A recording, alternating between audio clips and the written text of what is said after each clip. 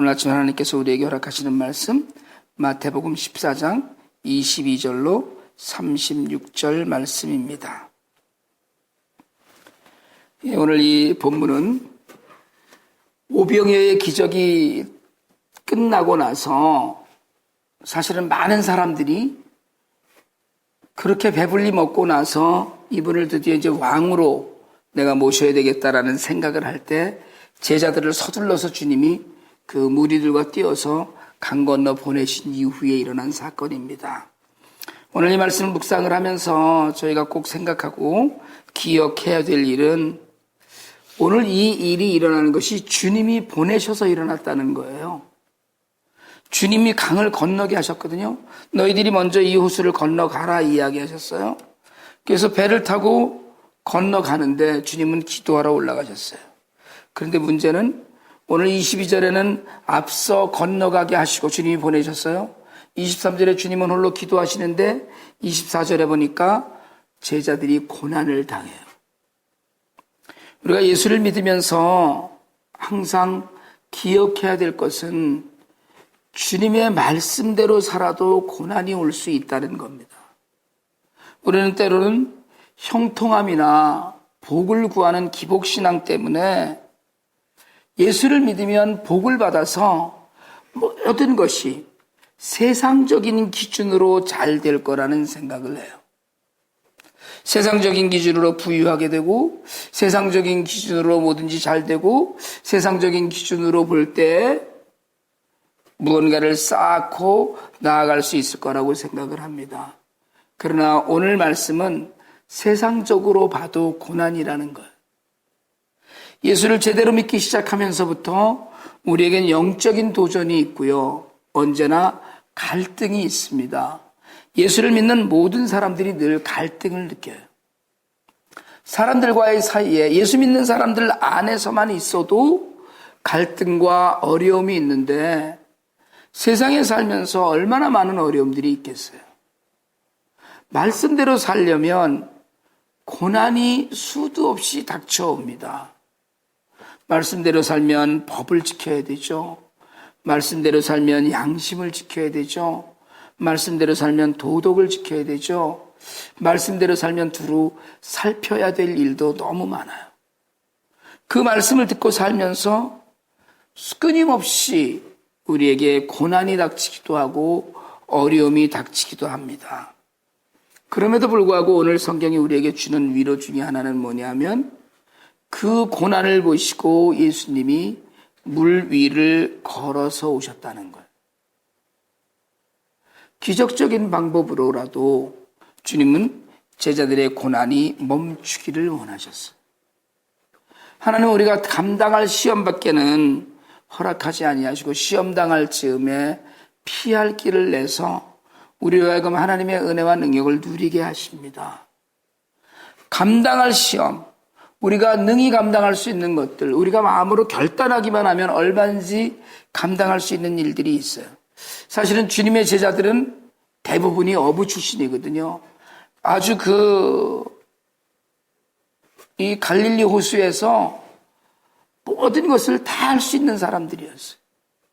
배를 타면 바람 부는 것만 봐도 배가 어떻게 갈 거라는 걸 알 수 있는 자들이었어요.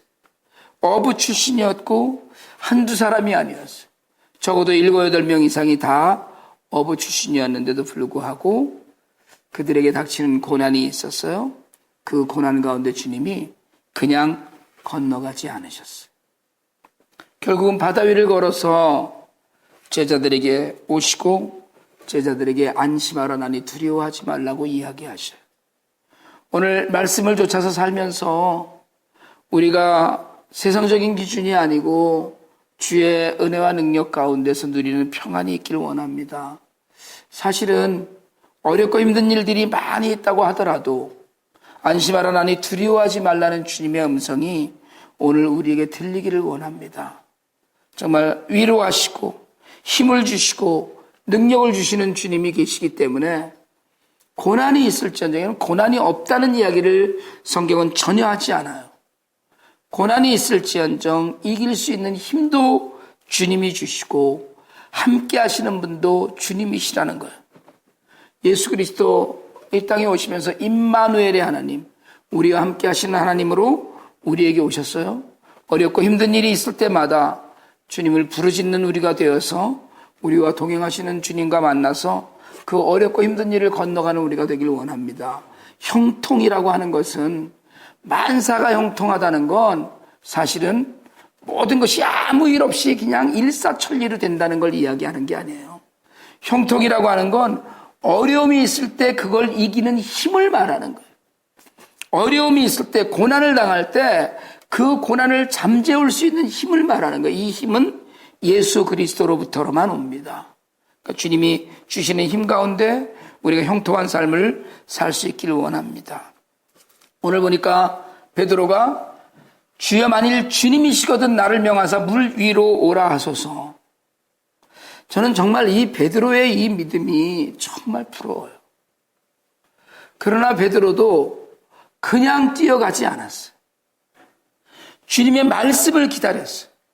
그래서 오라 하시니 베드로가 배에서 내려 물 위로 걸어서 예수께로 갔다고 그랬어요. 우리는 말씀이 없어도 내 생각대로 해요. 우리는 주의 말씀을 듣지 않고 내가 주님께 말씀을 드려요. 내가 갑니다, 책임지세요라고 이야기해요. 그럼 오늘 베드로가 물 위를 걷는 이 사건 가운데 첫 번째 베드로에게서 우리가 배워야 될 건 주님의 말씀을 기다렸다는 거예요. 주님의 능력을 기다렸다는 거예요. 그러니까 물 위로 오라고 나를 명하사 내가 물을 위로 걷게 해달라고 이야기했어요. 그러니까 29절에서 주님이 오라 하셨어요. 베드로는 물 위를 걸었습니다. 분명히.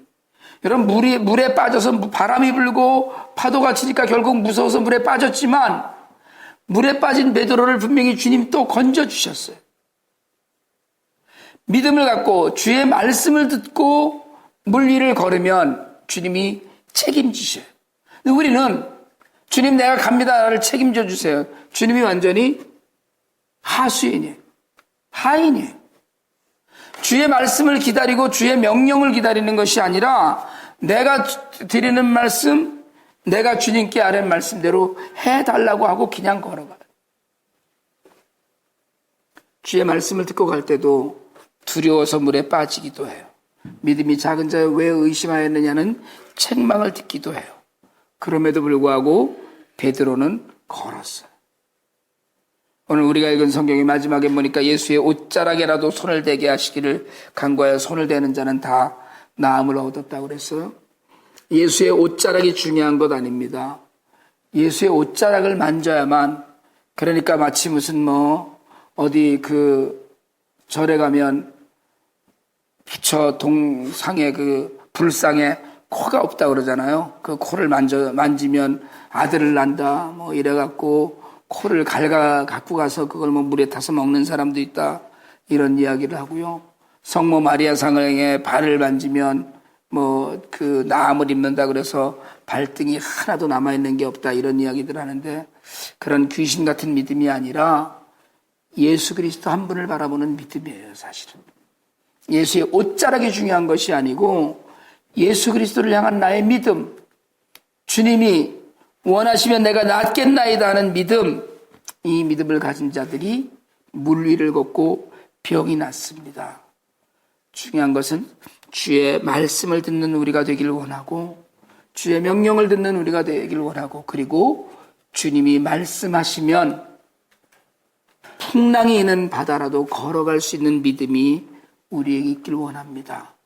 걸어라 하면 걷고요, 가라 하면 가고, 멈추라면 멈추는 것 다 믿음이에요. 사실은 그 믿음 때문에 우리가 주님이 주시는 힘을 갖고 삽니다. 죽으면 어떻습니까? 아무 상관없어요.